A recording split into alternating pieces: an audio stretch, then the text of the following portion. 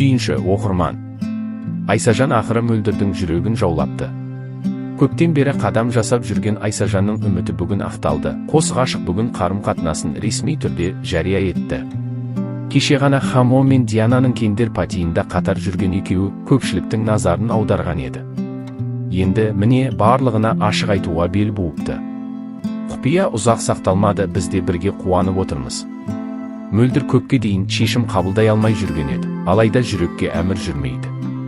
Жаңа жұпқа тек бақыт тілейміз. Көпшілігі таңданысын жасыра алмауда. Әсіресе Айсажанның достары ақыры дегенің болды деп әзіл шыны аралас құттықтап жатыр. Ал мөлдірдің жан құрбылары болса, біздің қыз ақыры жүрегін ашты деп қуаныштарын жасыралар емес. Жұптың бұл жаңалығы әлеуметтік желілерде тез таралып, құттықтаулар легі толастар емес. Бірі гүл, бірі жүрек, бірі тойдың күнін сұрап үлгеруде. Айтпақшы, Айсажанның стористеріндегі жақсы жаңалықпен бөлісемін деген жазбасының астары енді түсінікті болды. Енді бәрі де өз орнына келгендей. Бұл жай ғана бастамасы шығар. Қалғанын уақыт көрсетеді. Бастысы махаббат жеңді. Жаңа жұпқа мықты сезім, ортақ армандар мен шынайы бақыт тілейміз. Айсажанның өзі болса, аса көп сөйлемей, бірақ көзінен бақыттың байқалатыны анық. Мөлдір де бұрынғыдай салқын емес, енді посттарының астында жүрекшелер көбейе бастапты. Бәлкім, махаббат адамды шынымен өзгертер.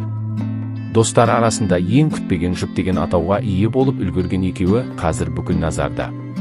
Тіпті кейбіреулер бұлар жасырын ұзақ уақыт кездесіп жүрді ме деп болжауда. Не болса да бәрі енді шындыққа айналды.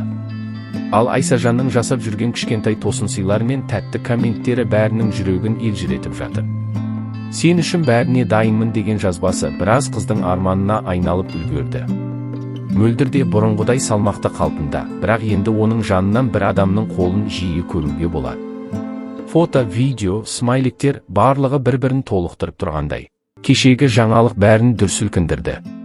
Айсажан мен Мөлдір ресми түрде бірге екенін жариялады. Бұл жаңалық әлеуметтік желіні жарды, пікір саны 2000-нан асты. Бірақ бұл тек сүйінші хабар емес, артында қаншама пікір мен шу бар. Көпшілік Айсұлтанды еске алды. Ол Мөлдірдің бұрынғы жігіті. Кейбір жанкүйерлер олардың жұбына үйреніп қалған, енді Айсажанды қабылдай алмай жатыр. Пікірлердің арасында Айсажан тұрақсыз бала, қыз көрсе жүгіре береді. Мөлдір соншалықты ақымақ емес сияқты еді, неге олай істеді? Айсұлтан красавчик, саған Мөлдір тең емес дегенде жазбалар бар. Бірі Айсажанды бабник деп сынаса, енді бірі Мөлдірге ренжіп жатыр. Желі қолданушылары арасында Мөлдірдің таңдауы қызу талқыға түсіп, Айсажан шын сүйе ме, әлде хайпа деген сұрақта қойылуда. Бірақ бір нәрсе анық. Жұрт бұл жұпты назарда ұстап отыр. Бәрі де Айсажан мен Мөлдірдің қарым-қатынасы қаншалықты шынайы екенін уақыт көрсетеді деп күтуде. Ал Айсұлтан жайлы жазбалар әлі де тоқтаған жоқ. Көпшілік оны әлі де шынайы махаббат деп есептейтін сияқты. Желіде қызу талқы тоқтар емес. Бірі, Айсажан керемет ақылды, сымбатты жігіт. Мөлдірдің таңдауы дұрыс. Екеуі де бақытты болуға лайық десе. Енді бірі, Мөлдір қатты қателесті. Айсажан тұрақсыз, наркоман екенін өзі мойындаған, деп жатыр. Кейбіреулер Мөлдірге, осы ма сонша таңдағаның? Айсұлтан әлдеқайда тәуір етеді деп өкпелі. Басқалар, адаспайтын пенде жоқ, бастысы тоқтай білу. Мүмкін бір-бірінің бақыты шығар деп жұбатып жатыр. Ал ең шулы пікірлердің бірі, Айсұлтан қуансын, Мөлдірден құтылды. Көкірек атқа соқыр ат. Мұндай пікірлер желіде толып жатыр. Кім дұрыс, кім қателесті? Бұл жұп шынымен шынайы махаббат па, әлде хайп па? Уақыт көрсетеді. Бір нәрсе анық, бұл жұп енді бүкіл елдің назарында. Желіде пікірлер толастар емес. Бірі Айсажанды мақтап, нағыз мырза. Мінезі де, түрі де келіскен. Мөлдірге осындай жігіт керек. Десе, екіншісі ашық қарсылық білдіруде. Мөлдірдің қателескені анық. Айсұлтан оны шын сүйген еді.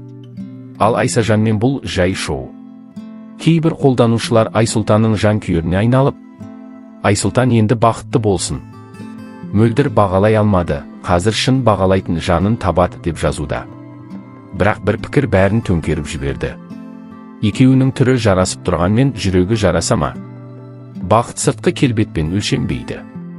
Ал ең сорақы сөздердің бірі: көтер атқа, соқыр ат. Осындай теңін тапқан екен. Бәрін қызықтырған сұрақ: Айсұлтан не дейді? Ол үнсіз қалды. Бірақ көпшілік оның қайтадан шоуға келуін қалайды. Айсұлтансыз бұл шоу мәнсіз деп жазып жатыр жанкүйерлері.